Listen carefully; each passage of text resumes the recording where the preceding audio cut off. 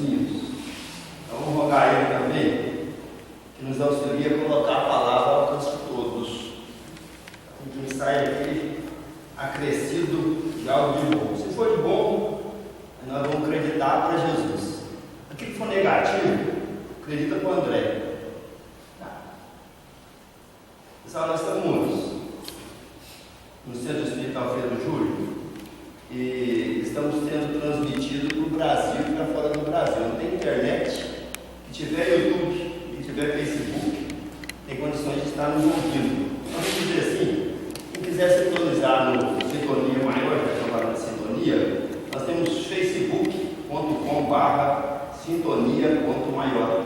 Só acessar aí, nós vamos estar durante a semana transmitindo as mensagens de cada colaborador, de cada expositor da 52ª Semana Espírita Maria José Fratai, ou no youtube.com/sintonia maior BR.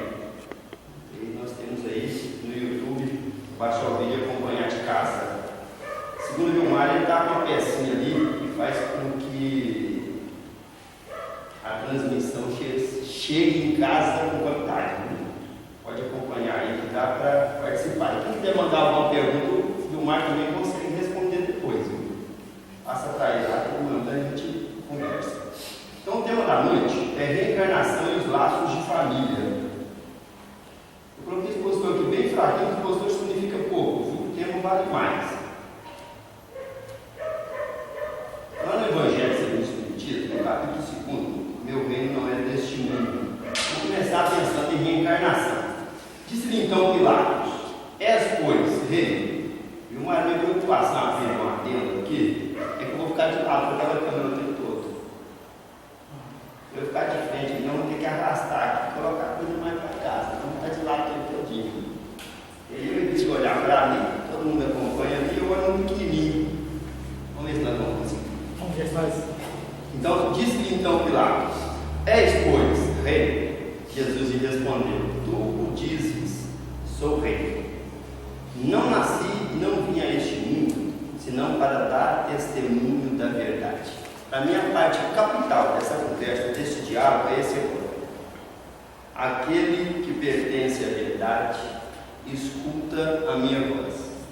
Só todos nós temos desenvolvido ao longo de milhares de existências, nós temos desenvolvido um itemzinho que chama consciência.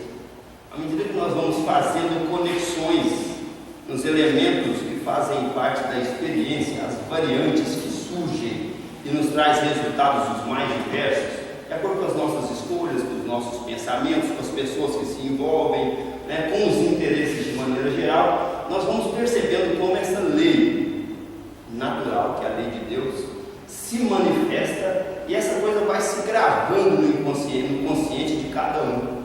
Então, quando os espíritos, Kardec perguntou para os espíritos onde estava gravada a lei de Deus, ele disse na consciência. Então é na consciência de cada um que está gravado isso, de tal sorte que nós vamos evoluindo e quanto mais conhecimento, mais responsabilidade, porque o conhecimento desta lei nos faz voltar a atenção para aquilo que já é intrínseco em nós. Mesmo sem pensar, nós respeitamos essa lei.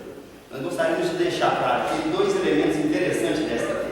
Não estou falando aqui de libertinagem não, mas são dois elementos interessantíssimos. Na lei de Deus, estabelece aquilo que se deve. Aquilo que se deve por quê? Porque o pai não está buscando escravos, o pai está buscando filhos. Jesus não está buscando escravos, Jesus está buscando irmãos livres que tenham condições de opinar pelo que é melhor, a partir do crescimento, do amadurecimento, da compreensão e do entendimento dessa lei. Então, à medida que nós evoluímos, essa lei vai se tornando mais clara, porque nós vamos agindo de acordo com esses princípios.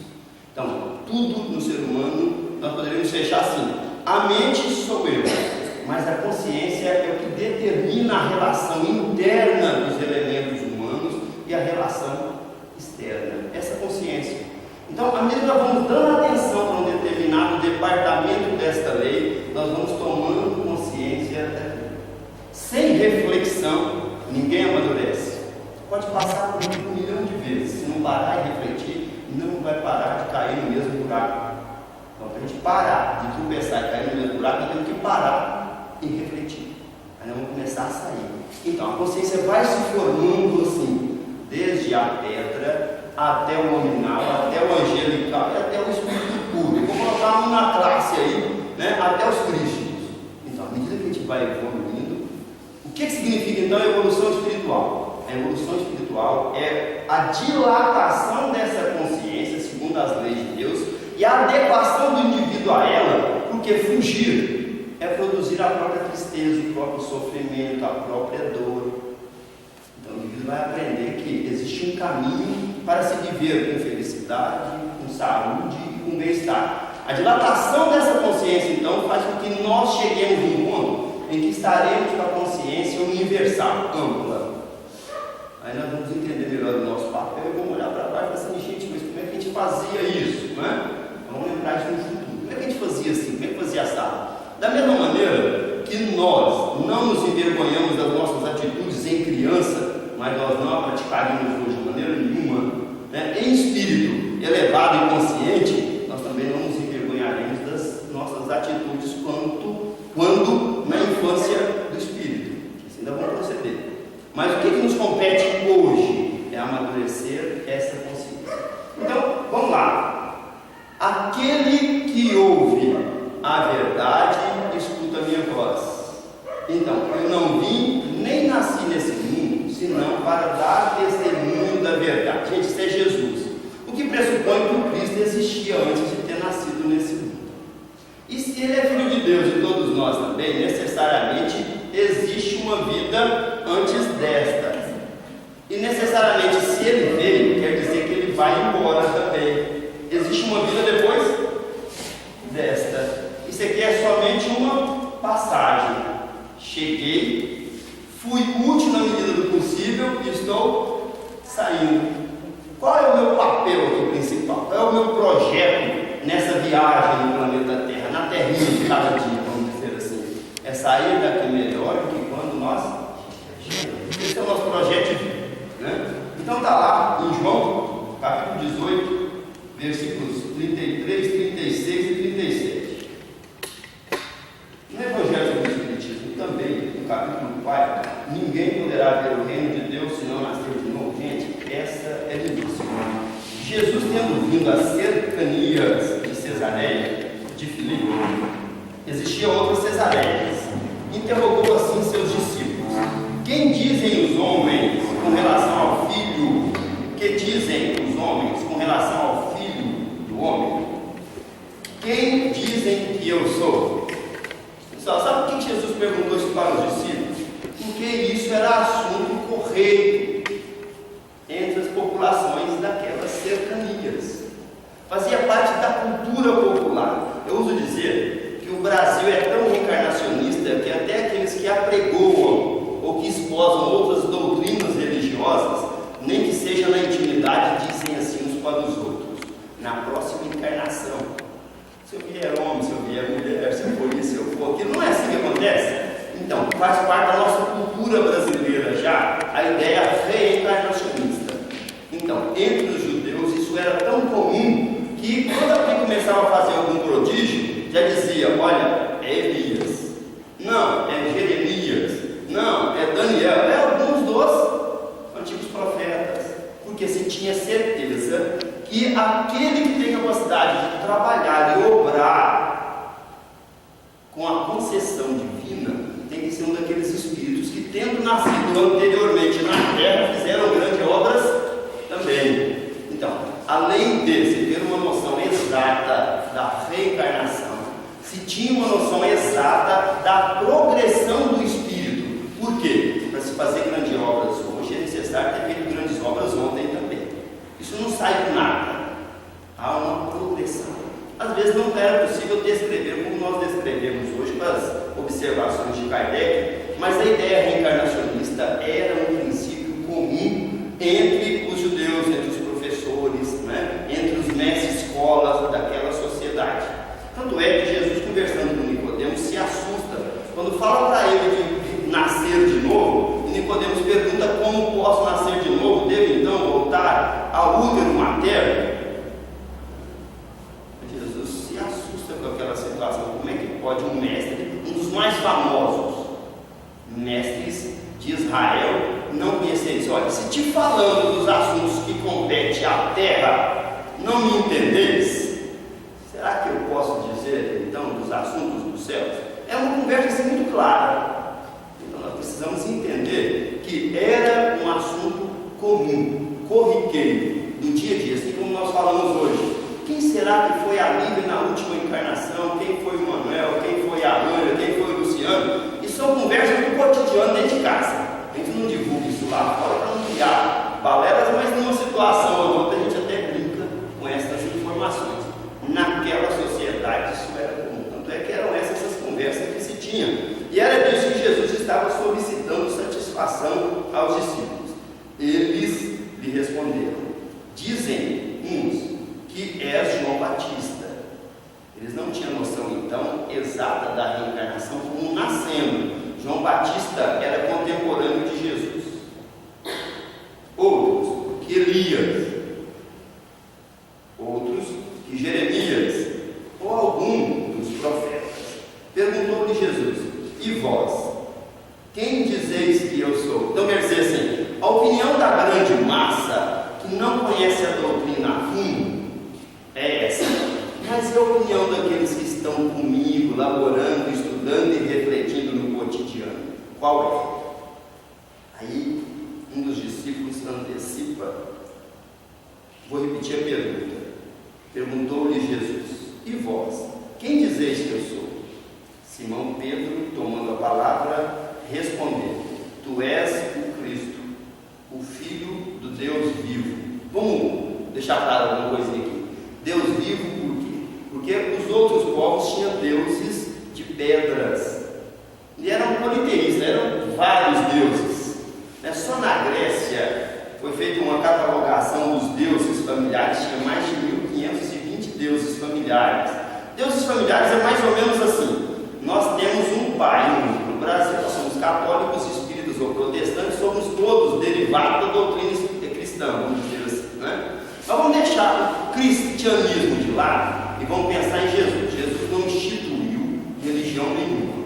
Então, vamos falar da religião de Jesus, independente do cristianismo. Todas essas religiões têm por base um Deus único, nós chamamos de Pai. É isso, não é? Só que algumas religiões têm por foto, altares em casa, santo devoto e isso, né? Tem algumas pessoas que fazem essas escolhas, não tem? Nós temos vários deles. Então, na Grécia antiga, clássica, a situação era a mesma. Em Roma, a situação era a mesma. Então, os povos politeístas faziam isso, é uma prática comum, mais de 3.000, 4.000, 5.000 anos. Então, tu és o Cristo, Filho do Deus vivo. Por quê? É filho de um Deus que executa milagres, efetua, vamos dizer assim, fenômenos a olhos nus dos seus filhos.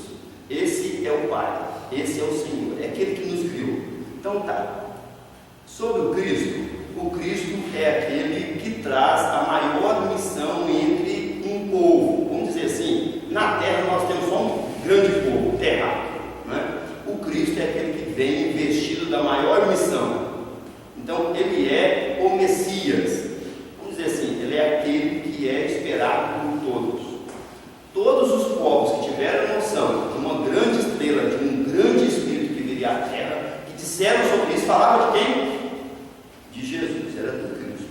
Então o Cristo é o governador do planeta Terra, é um emissário divino que vem falar daquilo que o Pai gostaria que fosse dito entre nós. Tanto é que ele diz: eu e o Pai somos um só. Nessa mesma linguagem, nada de fetichismo, nada de supersticioso. Vamos pensar em Paulo. Paulo dizia assim: não sou eu mais quem vivo, mas é o Cristo que vive em mim.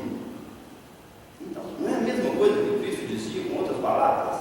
Quando a gente tiver dilatado bem a consciência crística, vamos dizer assim, atingir essa fase, nós vamos dizer isso, gente: não sou mais eu que vivo, não vou fazer mais o que quero, vou fazer aquilo que eu devo. Então, fazendo o que eu devo, quem vive em mim? Aquele que me ensinou a fazer o que eu devo, que é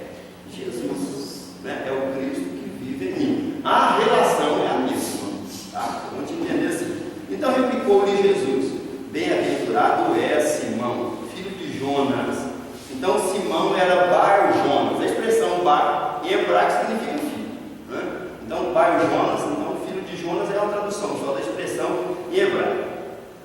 Por quê? Não foram a carne nem o sangue que isso te revelaram, mas meu Pai que está nos céus.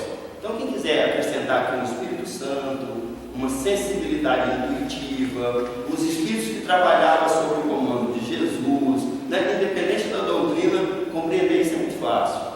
É fácil porque é uma informação que está aérea, no éter, à disposição. Quem tiver sensibilidade, capta. A ideia é essa.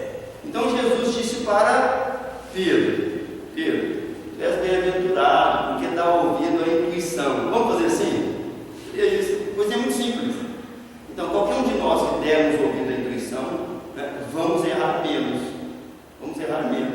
Tratar essa nossa sensibilidade para quê? Para a gente errar menos, a fim de sermos bem-aventurados. Quem são os bem-aventurados? São os felizes, que já conseguem viver hoje sem estarem se complicando cada vez mais.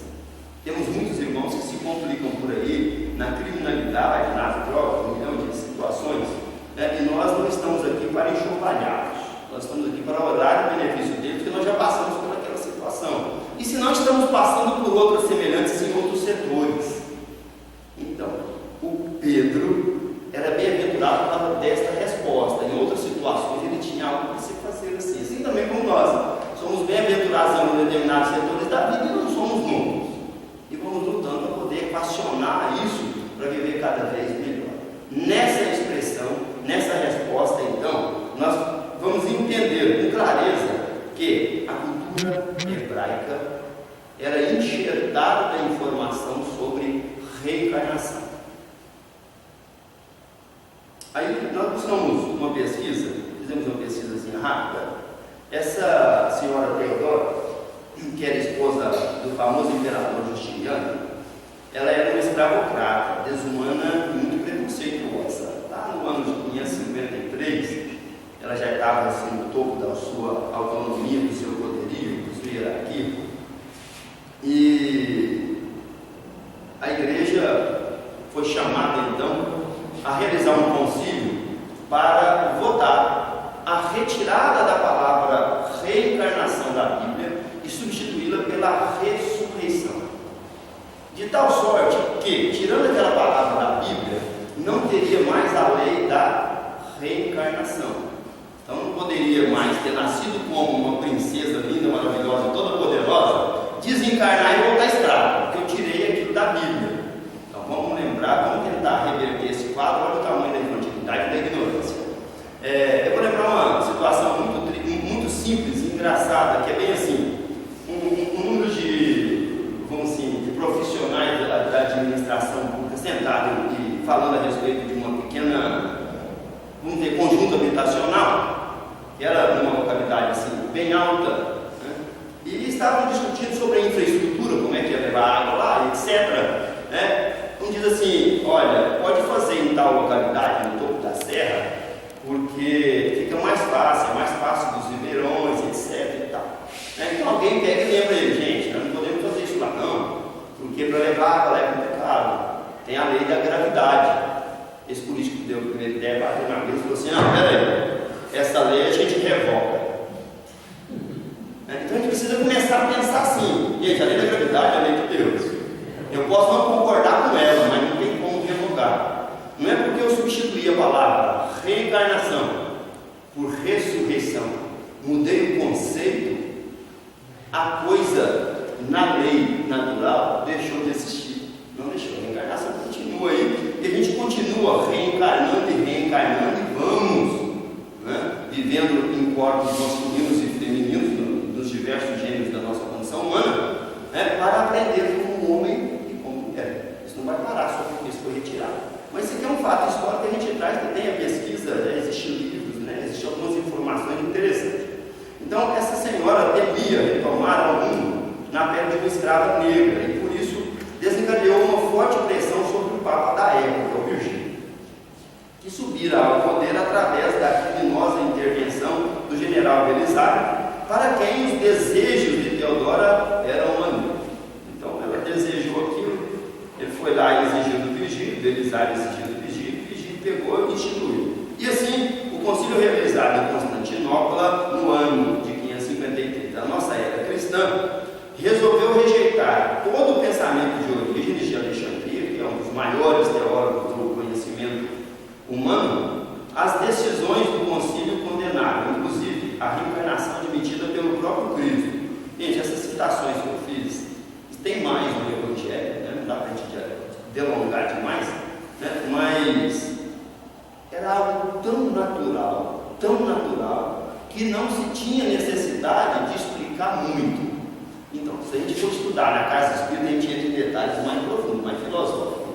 Mas é tão natural a nossa cultura brasileira que a gente não precisa explicar muito. Mas a tentativa de Teodora era essa, sobretudo quando identificou em João Batista o espírito do profeta Elias, falecido séculos antes, e que deveria voltar como precursor do Messias. Está em Mateus capítulo 11, no versículo 14, e em Malaquias, no capítulo 4, versículo 15. Então, quem quiser olhar, tanto no Velho quanto no Novo Testamento, então o que nós estamos falando aqui é de uma lei de Deus. Não dá para a gente derrogá-la muito, gente. Ela existe.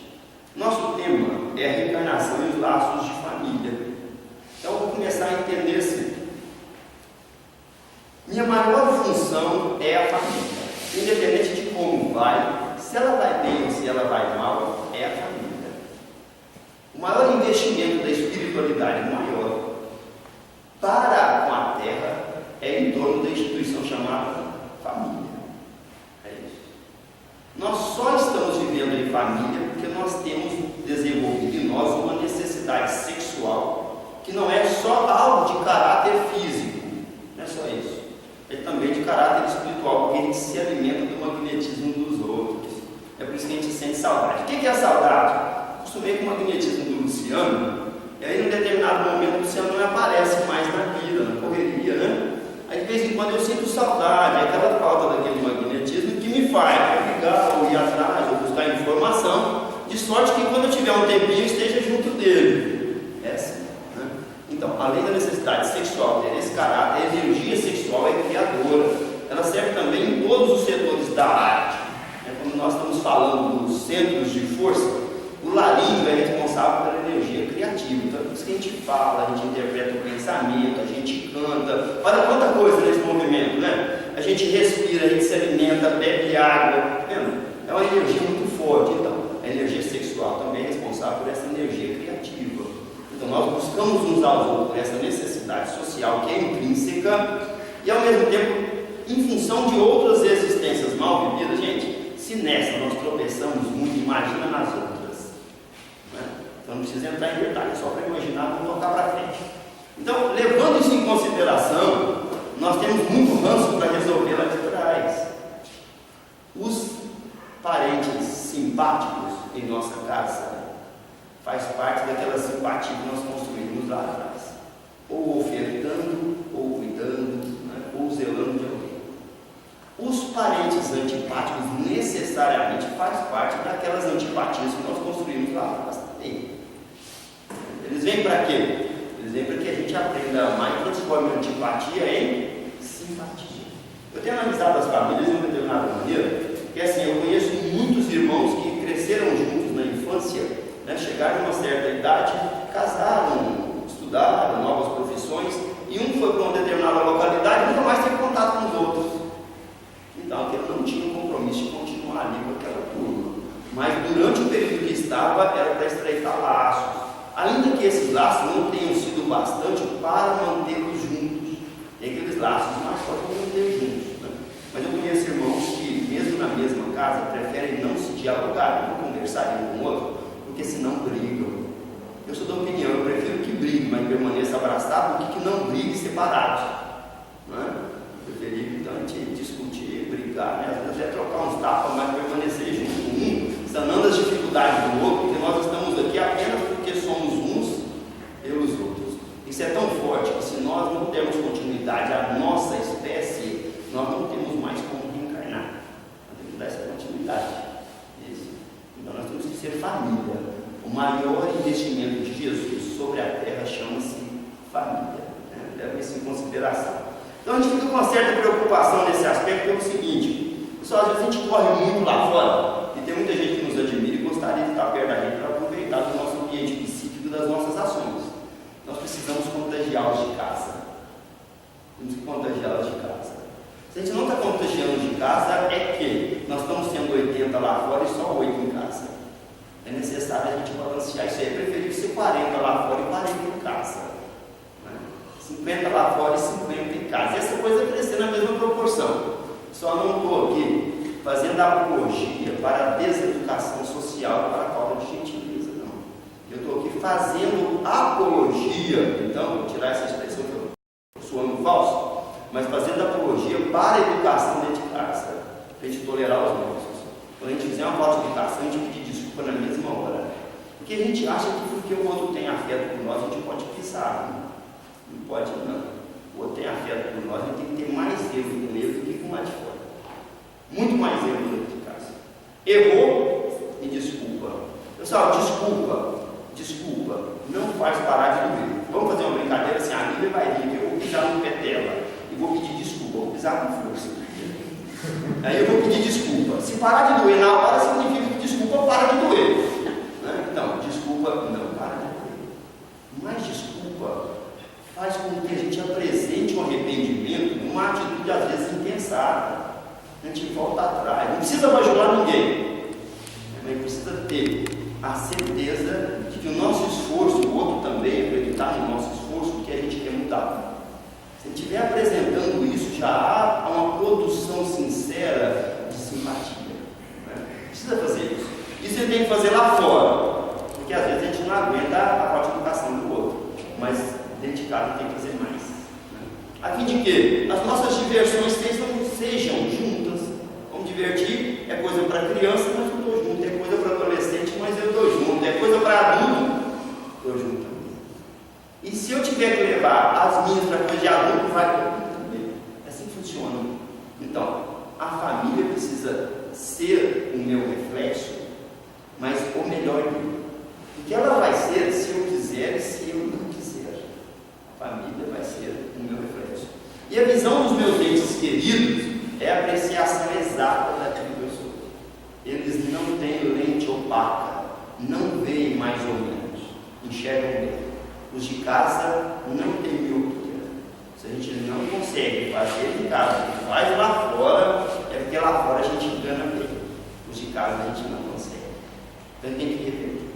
Está com de fazer isso. Então vamos brincar. Qual a melhor escola de preparação das almas reencarnadas na Terra? Assim, essa expressão reencarnada, quando a gente refletir nela, assim, das almas encarnadas, não interessa se é a primeira, segunda, milésima vez, é só uma encarnação. A encarnação que vale é agora. Por isso, o dia especial de Paulo de Tarso é sempre agora. O melhor tempo é sempre agora. O que passou, gente, não vai mudar. O que está para frente, eu não tenho como fazer nada, não sei esperar que venha. Se eu não trabalhar para que venha o melhor, não vem. O que eu posso fazer pelo agora? O pessoal está morrendo de ansiedade, sabe por quê? Está com medo de viver o presente e fica esperando aquilo que nem chegou. Morre de ansiedade. Tem gente morrendo de depressão. Tem muita coisa errada, ainda que inconscientemente essa coisa está registrada. O hipotálamo com as sensações mais negativas que produzimos hoje em função da nossa deficiência espiritual traz isso lá no subconsciente e a gente tem acesso a essas gavetinhas. À medida que nós acessamos essas gavetinhas, ainda que dormindo, né, nutrem em nós aquele sentimento negativo e aquela culpa. Tem muita gente morrendo de depressão porque vive preso no passado. A minha expectativa de fazer é hoje. Acabei de errar, nada me impede de fazer o bem agora. Ainda que eu tenha errado, todo mundo está atrás, gente. Dá a volta por cima, né? Balança a poeira e toca para frente. Essa é a expressão mais exata. Então Jesus disse assim que quando a gente chegasse em alguma casa e ela não quisesse nos receber, né? Então que a paz do Senhor permaneça nessa casa. Se a casa não for digna dela, a paz do Senhor vem comigo, permanece comigo, não é? E a gente bana na poeira, né, da sandália, da túnica, da capa e cai fora. Não é assim? Não queremos o mal para ninguém, porque ninguém nos entenda. Nós queremos entender, nosso papel é esse. Consciência dilatada nos faz isso. Então a família precisa representar bem isso na reencarnação. A melhor escola ainda é o lar, onde a criatura deve receber as bases do sentimento e do caráter.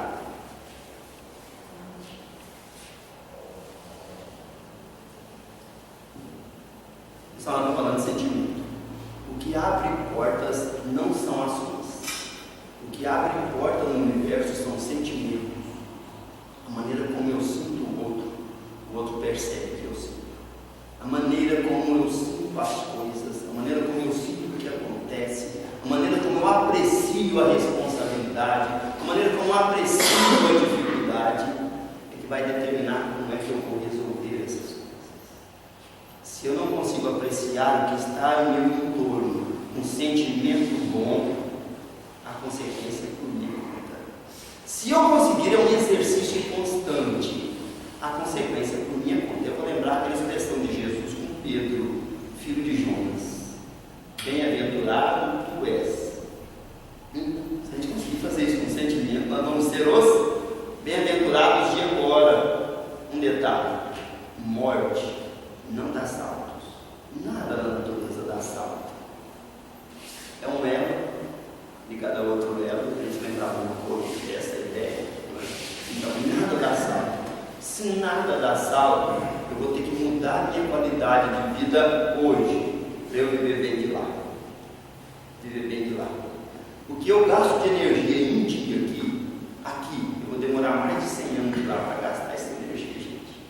Se eu viver daqui com substâncias mentais pesadas e densas, desencarnando o melhor lugar que eu posso ir, chama umbral, para eu poder expurgar essa energia, essas substâncias, esses fluidos, para poder ser pelo menos socorrido. Não estou dizendo nem para ser trabalhador, gente.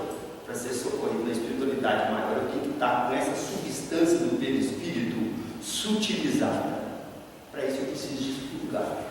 Gente, quando eu vou à fazenda de carro, chego de lá, tem muito barro, eu volto, eu não quero guardar na minha garagem um carro sujo de barro. O que eu faço?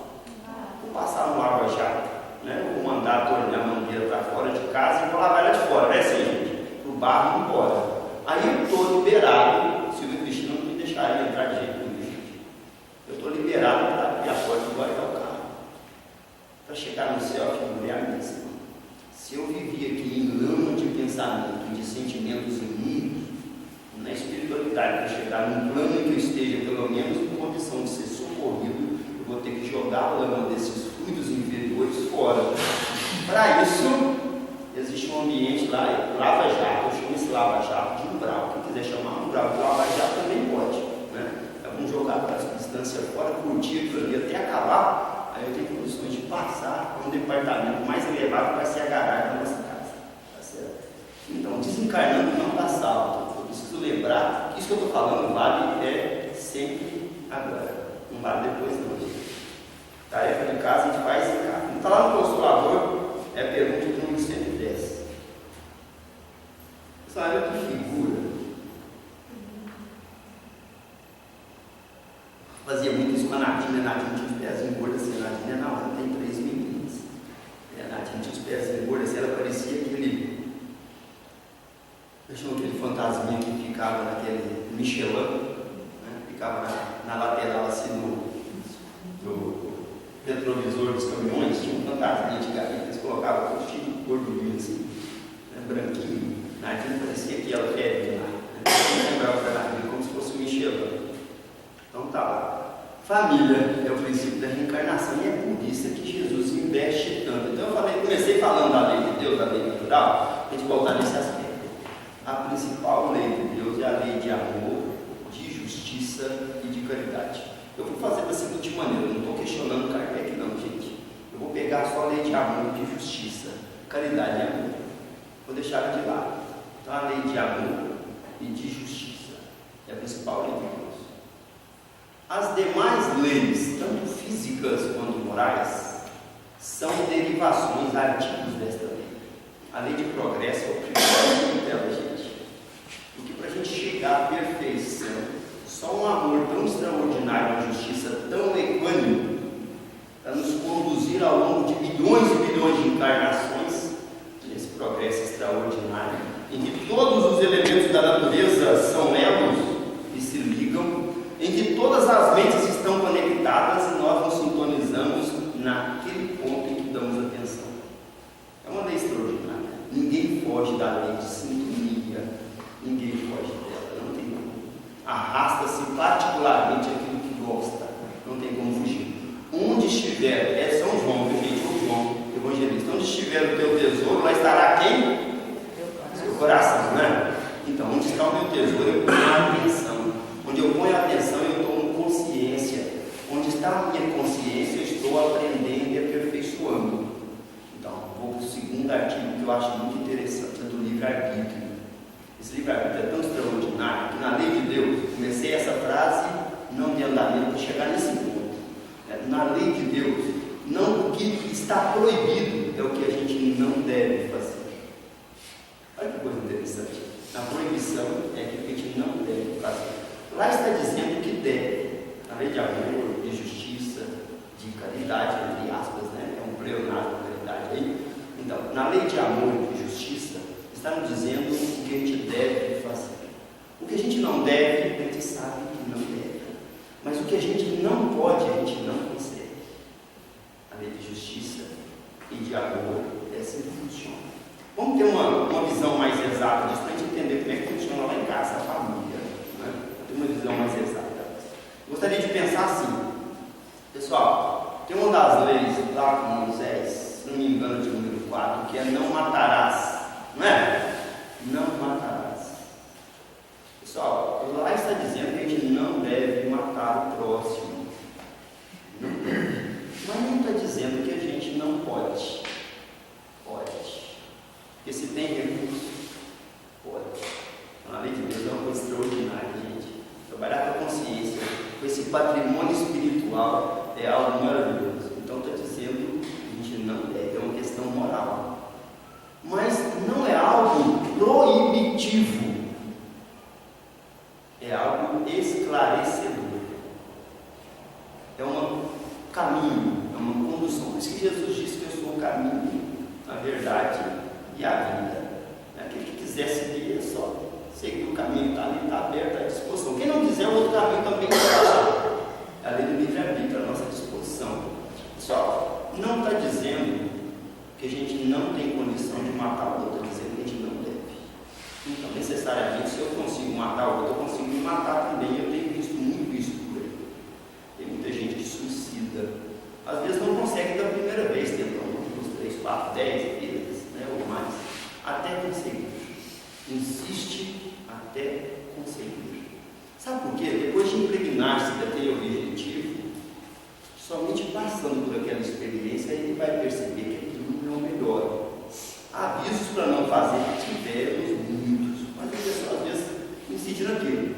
A lei de Deus é tão extraordinária que aquele que bate a porta, ela abre, aquele que pede, recebe, e aquele que busca, acha.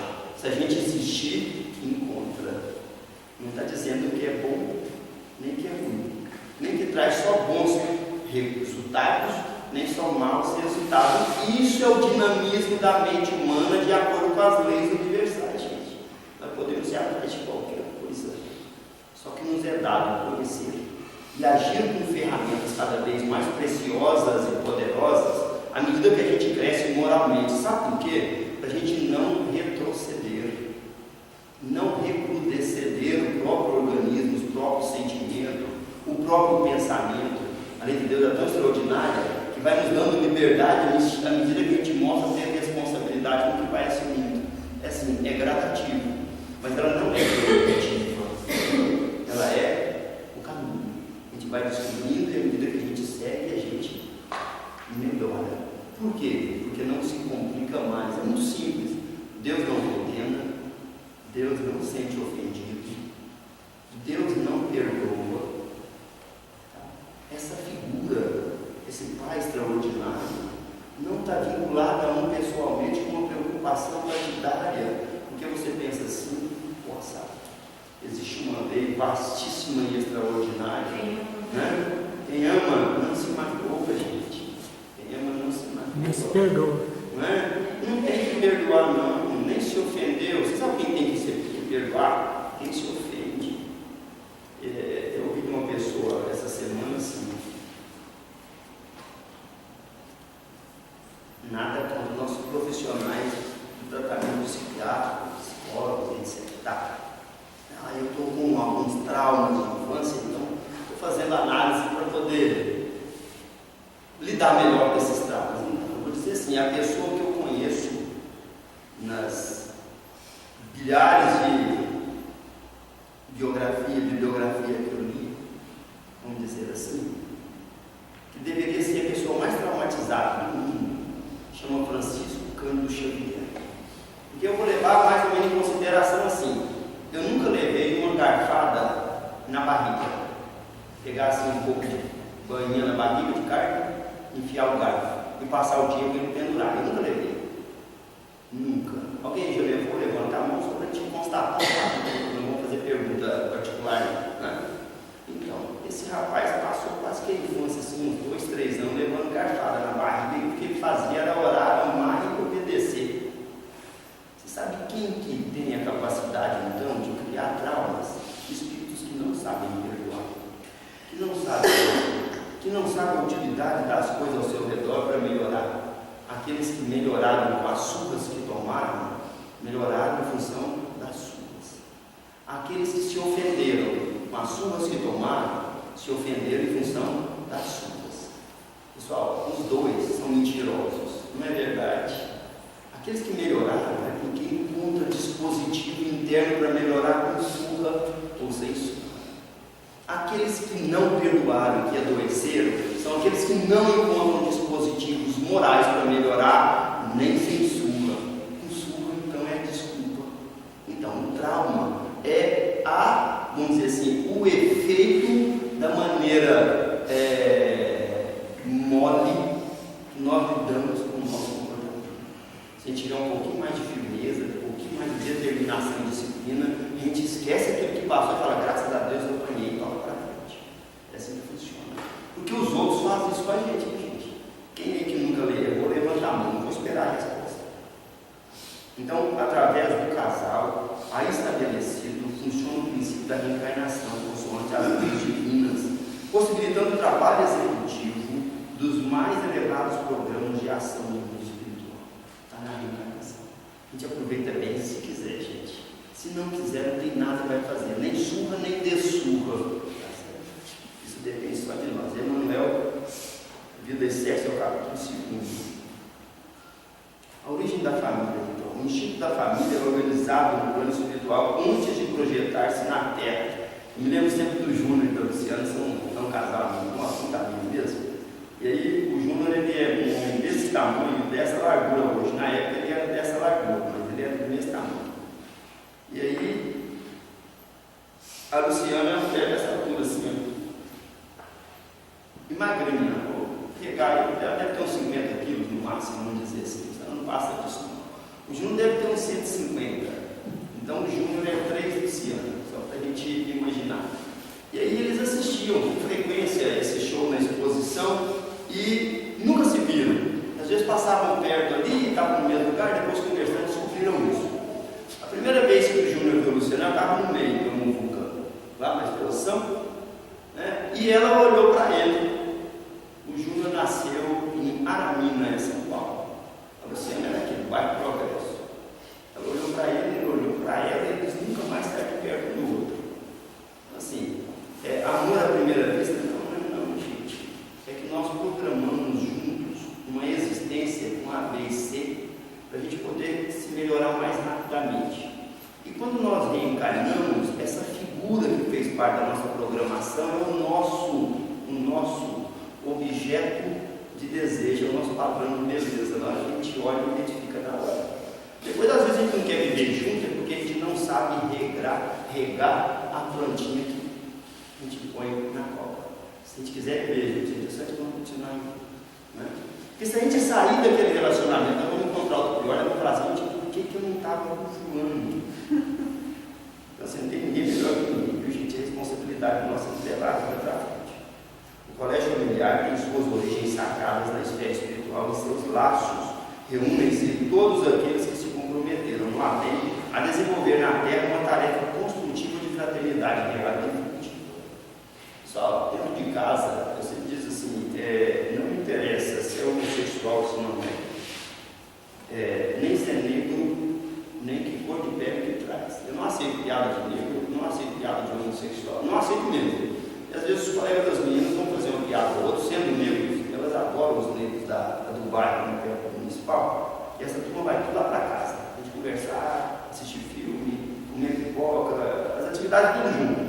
Ainda as minhas filhas já estão com mais de 19 e namoram em casa. Sai todo mundo junto. Sai junto. Volta todo mundo junto. Então essa turma vai lá para casa e às vezes eles soltam piada de negro. Só solta a primeira vez, quando não me conhece. Assim, deixa eu te contar uma coisa. Cor e gênero não diferem em nada. Para a mulher eu sempre faço essa pergunta. Você se sente denegrida sexualmente por algum motivo? Porque se eu te disser que a prática natural do sexo não denigre ninguém, é porque macho e fêmea têm a mesma cota de responsabilidade e satisfação. Não muda nada. Então eu só tenho mulher em casa, sou muito feliz por isso. Não muda nada. Não tem nada que denigre a condição de ser mulher ou de ser homem. Assim como não tem nada que denigre a condição de ser negro, branco, moreno, não tem. O que nos denigre é a própria consciência. É o que a gente faz que a gente não concorda. Então, se a gente ensinar essas coisinhas em casa, eu vou dizer uma coisa: a gente começa a assistir filmes, novelas, até atividades juntos para poder avaliar o que é bonito naquilo. A reencarnação destrói os laços de família. E nós escolhemos o filme do próximo retiro. Porque assistindo juntos por semana, 1, 2, 3, achou, nossa, todo mundo pensa, né? Então, já chegamos lá. Os laços de família não sofrem destruição alguma com a reencarnação, como pensam certas pessoas. Ao contrário, tornam-se mais fortalecidos e apertados. O princípio oposto, sim, os destrói. Só imagina que nós temos na condição de ser humano aqui na Terra, desde o formato de homem, ou seja, em forma de hominídeos, nós temos no cálculo científico 2,8 bilhões de anos. Se eu jogar uma geração a cada 100 anos, então nós temos no mínimo encarnados aqui, depois que nós tivemos condições de melhorar a raça humana, 28 mil encarnações. Eu tenho necessariamente essas 28 mil encarnações, se foi só a Dona Maria, minha mãe, que desencarnou há pouco, eu vou dizer uma coisa, eu estou pecando com as outras. Tem que ter mais gente. Tem muito mais gente que me olha com um olhar de mãe, um olhar carinhoso, que quer zelar, que torce por mim. Tem muito mais. Tem muito mais gente que me olha com um olhar de tio, de pai, de filho, de irmão. Tem muito mais gente. Me olha também com um olhar de marido, de esposa, graças a Deus. Normalmente, quando veem as minhas meninas, dizem assim: nossa, você vai ter muita dor de cabeça. Eu digo assim: se a fêmea não for capaz nem de atrair um macho que gosta, ou o sexo que a define, olha, está fraca essa pessoa, não está? Tem que atrair gente, senão não dor de cabeça, não, isso é bom na família da gente, tem que vir mais gente, que precisa continuar reencarnando, né? Possivelmente eu venho por meio de alguma delas. Então é interessante a gente pensar mais aberto. Então, se eu tiver só uma existência, morreu e acabou, não tem família não, gente, acabou mesmo. Mas levando isso em consideração, tem famílias aí, olha, estão nascendo há 2,8 milhões de anos, só no planeta Terra, fora que eu nasci fora, que eu atrapalhei os outros tipos e vim para cá. E todo mundo vem de capela, gente, essa migração é contínua, o tempo todo. À medida que eu destoo da grande massa na Terra, eu saio para outra que me atrai. Se eu destoar lá, eu vou para outra que me atrai, eu volto para cá. Não é assim? Então, ir e vir dos planetas é a coisa mais natural do mundo. Quando a gente fala da lei de amor, da lei de progresso, cai na reencarnação, tem vida pré-existencial, tem pós, então tem outros planetas, não tem gente. Olha só, a dilatação é natural, o raciocínio é próprio, não tem como a gente fugir. Allan Kardec, Evangelho segundo o Espiritismo, no item 4, do capítulo 4, tem 18. Duas espécies de famílias, pessoal. Então nós temos a regida pelos laços materiais e as regidas pelos laços espirituais. Aqui vai ficar pelos laços espirituais. Mas para que nós estamos aqui na mesma família na Terra? Para desenvolver os laços espirituais, o sentimento sincero. Porque nós vamos ser atraídos na espiritualidade por aqueles que pensam, que gostam e que vivem como a gente gosta. É assim que nós vamos ser atraídos. Que fazem as mesmas coisas, que estudam os mesmos assuntos e se ocupam com os mesmos objetos. É assim. Então na Terra nós temos esses dois tipos. Também fala disso lá no capítulo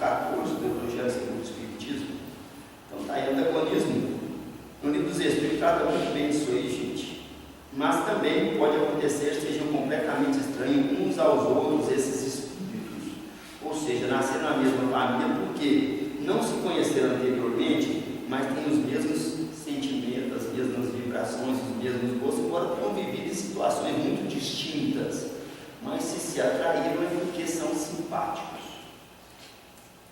Tem pessoas que não gostam de mim de jeito nenhum. Por mais que eu tente agradar, eu não consigo. As coisas que eles gostam têm um cheiro, as coisas que eu gosto têm outro. Então, fluido é cheiro, todo cheiro. Só de eu chegar perto, eles percebem que eu não gosto do que eles gostam, mesmo que eu não condene. Mesmo que eu não condene. O que o Senhor tem a ver comigo? Disse aquele espírito que representou aquela série de espíritos trevosos que Jesus estava conversando e se deu o nome de legião, não é? Filho de Deus no mundo. Então ele sabia que era Jesus. O que o Senhor tem a ver comigo? Não tem nada, me deixa quietinho, tira da sua vida, eu vou continuar cuidando da minha. É mais ou menos assim, quando a diversidade fluídica é muito grande. Então deixa pequenininha, a criança manifesta os instintos bons ou maus que traz da sua existência anterior. Espreitem, pois, os pais, os menores indícios reveladores do germe de tais vícios, egoísmo e cuidem de combatê-los, sem esperar que lancem raízes profundas. É muito raro, um pai muito amoroso e sábio que colha,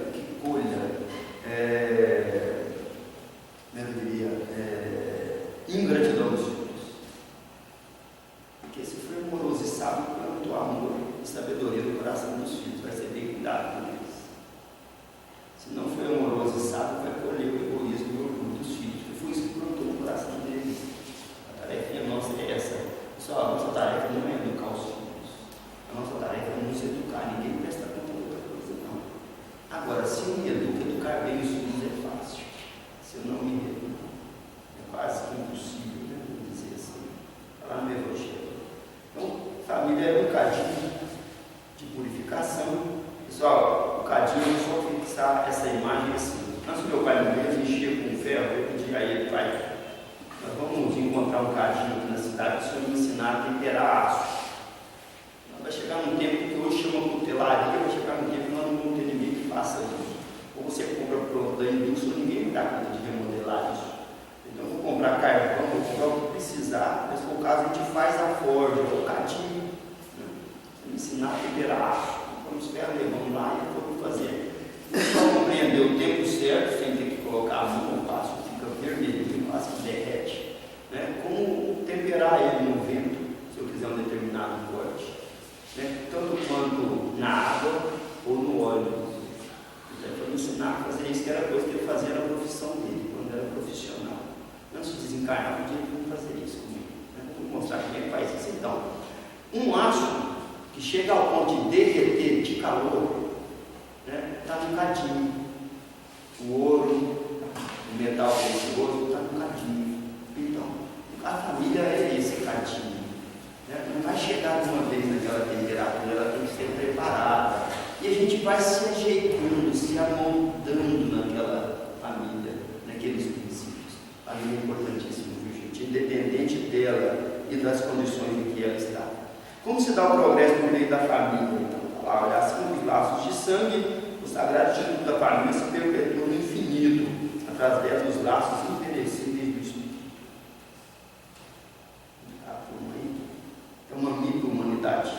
Quem seria para a sociedade, o qual, o resultado do relaxamento dos laços de família, que está no 775, do Livro dos Espíritos, uma recrudescência do egoísmo, ou seja, o egoísmo ia se fortalecer. Para que o egoísmo não se fortaleça, o nosso objetivo é caminhar para a fraternidade, então o maior investimento de Jesus é a família, gente. Não podemos deixar de considerar isso não. Comecemos já. Não nos iludamos, façamos bem a todos, mas provemos a nós mesmos. Se já somos bons, fazendo bem, a cavaleiro de todos os embaraços, diante daqueles que diariamente nos acompanham a vida, policiando o nosso comportamento entre o bem e o mal. Só eu consegui imediatamente falar, não, mas depois fica para curiosidade. Tá? Fica curiosidade. Estamos estudando logo. Eu já relembrei algumas vezes, só esse tanto de papelzinho aqui, é que às vezes na parte não dá para escrever, para fazer as anotações que eu já fiz. Eu estou colocando um papelzinho para eu achar os temas que eu quero depois. Tá? Eu vou riscar lá, cada papelzinho desse tem uns temas. Então, só assim para a gente provar o que está dizendo. Na página 207, volta a falar da Marina, o roubo, o namorado de Marita. Então, a Marina roubou o namorado da Marita. Então, só para a gente entender aqui, esse romance de André Luiz trata dessas três famílias aqui. A família do Pedro Neves, que já está desencarnada, da Erundina, da Beatriz, que é a filha dele, do Ernesto e do Jorge. A de baixo, que é o Nemésio, a Beatriz, tem o Gilberto já é neto de Pedro Neves. A outra tem o Cláudio Nogueira, a Márcia, começa lá no Ricardo Moreira, tem a Marina e a Marita. A Marina é filha do Cláudio Nogueira com a Márcia, e a Marita, sem que ele saiba, é filha do Cláudio Nogueira com uma funcionária que foi trabalhar na casa deles, que veio de longe. Ele teve ali um relacionamento extraconjugal e ela engravidou-se, mas nunca declarou que era dele. E tendo falecido por suicídio, deixou a Marita para ele criar. Estava lá sendo criada e a empregada funcionária da casa ou a rejeitada. Tem o Gilberto e a Marina, que são os primeiros a desencarnar nesse processo dessa encarnação. A pessoa de que nós estamos falando, começa lá no nosso lado, é o André Luiz, está aí, tem o Pedro Neves. Vou colocar o dedão aqui. Aqui eu tenho. Está muito ali. Vou dar aqui mais fácil. Eu tenho o Arlindo Telmo, eu tenho a Persília, e aqui na frente eu tenho um quadro das ligações infelizes.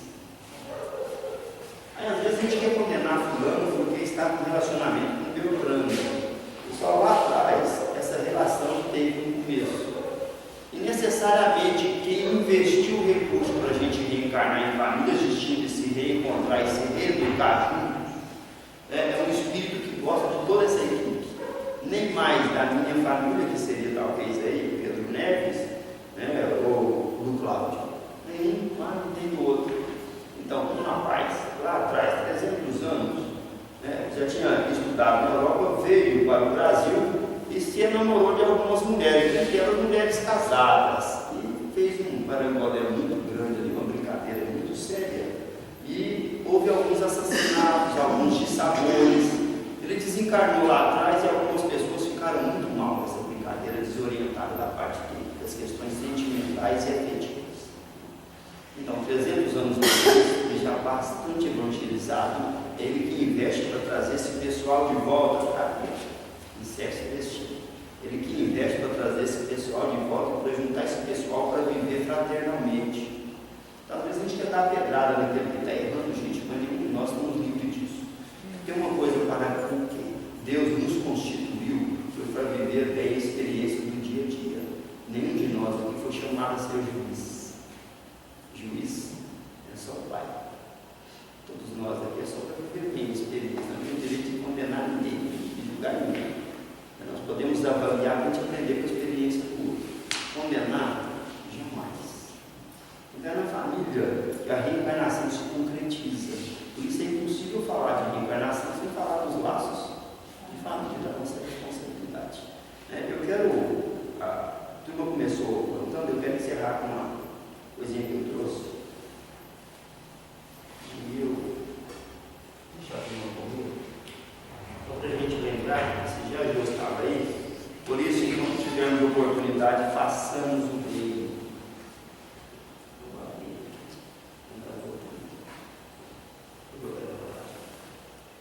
Por isso, enquanto tivermos oportunidade, façamos o bem a todos, mas principalmente aos da família da terra.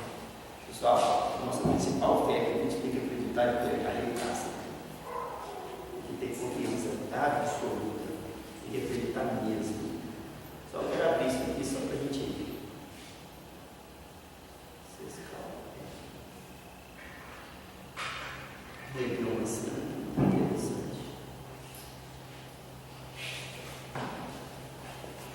No carnaval nós temos uma atividade lá na fazenda do Retiro.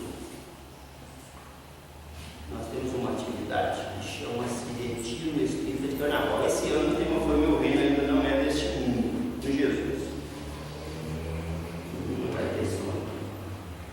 Então tá bom, esse aí todo mundo conhece. Dona Lia também. E aí, História na Fazenda, a gente faz com essa turma aí, saindo do Centro Espírita Caminho da Lua.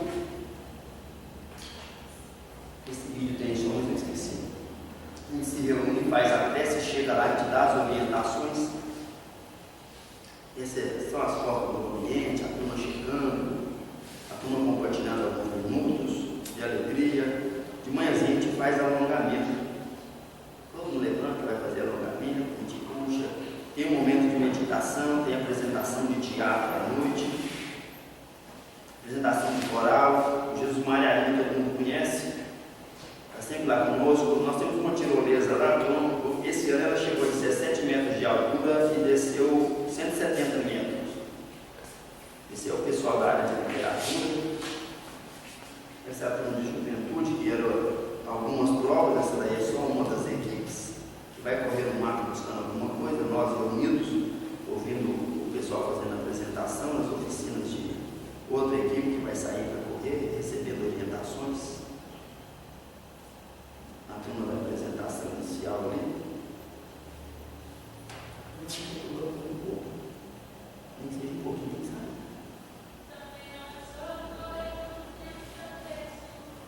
E aí, nós fizemos um escorregador. A turma da cozinha. Uma dureza estudando. Isso é durante o retiro, acontece por 72 horas. São 3 dias, na verdade. São 4 que começam num, tem 2 e mais 1. Se algumas provas de dificuldade para a gente passar, tem gente que realmente não dá conta, mas sim, aí tem avô, tem neto, tem primo, tem sobrinho, está todo mundo aí. Tem marido, esse é um casal, ajudando o outro a passar pelas provas de dificuldade que a família enfrenta. A aula é nesse assunto, tá? E se nós temos uma noite que é cinema, e vai todo mundo para o salão lá, assistindo filmaço, com pipoca, guaraná, isso é uma das equipes, a equipe vermelha. Isso vai ser a tirolesa que a gente conhece lá. Tem fim, que a gente não filmou ali. A turma sentada, tem o pessoal do barranco. Em todo lugar tem o pessoal do barranco. Senta e fica olhando os outros. São algumas orientações das provas. Estava um medinho legal, esse pessoal estava torcendo lá, olha o esforço dele. Esse é Giovanni, o cliente. Eu coloquei a corda bem baixinha, mas quase não deu para ela segurar. Eu levei em consideração a altura dela. Estou estudando aí. Essa é a Milene. A Ju esteve aí, deixou o material conosco.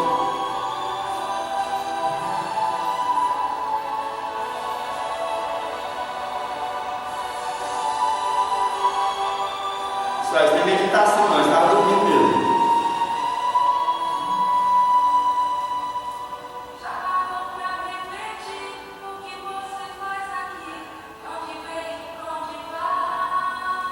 Josiane, essa terceira cerimônia, ele de longe para estar com a gente. Isso é depois de escorregar, acordar.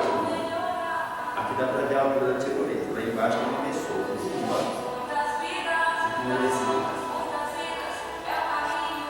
Tem oficina de pinturas, a pintura no rosto delas, ela é oficina de pintura. Todo mundo de capacete amarrado, essa é a Renina. Não sei se todo mundo conhece, não. Alongamento mais cedo, mais outros. O pessoal come muito.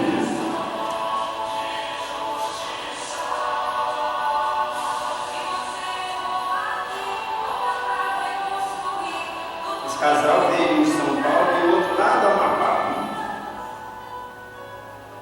Um dos dias o almoço é dos homens. Esse é o almoço dos homens. Um vai para a cozinha para cozinhar para tudo. Ninguém faz nada para ninguém, nada. Cada um se vira. Lava prato, lava roupa. Isso é um momentinho de meditação só.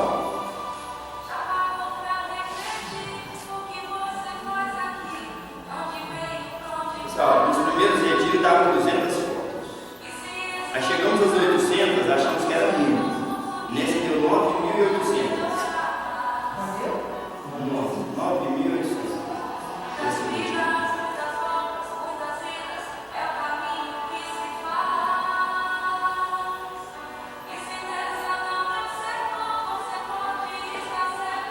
Eu acho que eu sou o único homem que para tirar foto faz assim. Você vê, tá? Todos fazem. Não é porque eu sou melhor não, eu só mostrando os detalhes, tá? Ó, essas duas são minhas. Minha caçula e a do menino. Tá tudo descendo.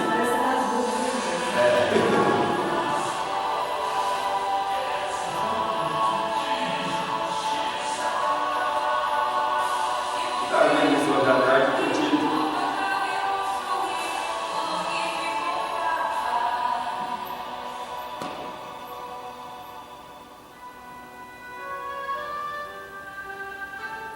Você vê que na hora que chama para comer tem muita gente mesmo, né?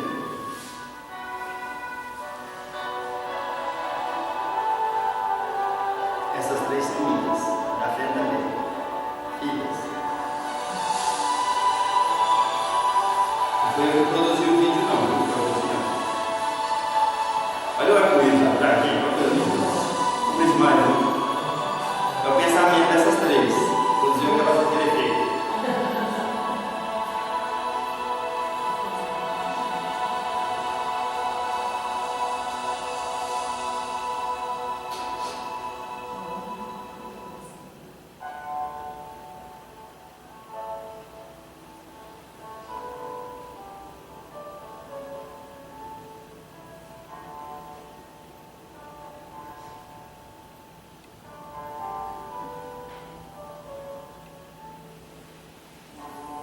Só esse ano, fazer 5 anos, nós mandamos carta para Deus.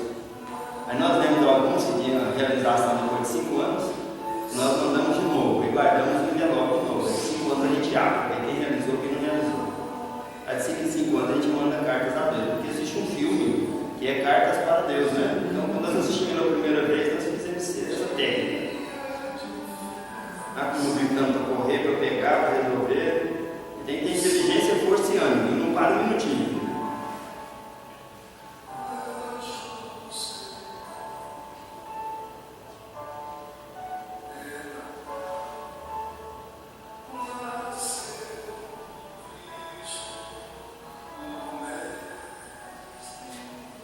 Não é só assim para a gente divulgar, aproveitar que nós estamos em família espírita, né? Agradecer do fundo do coração a presença de todos.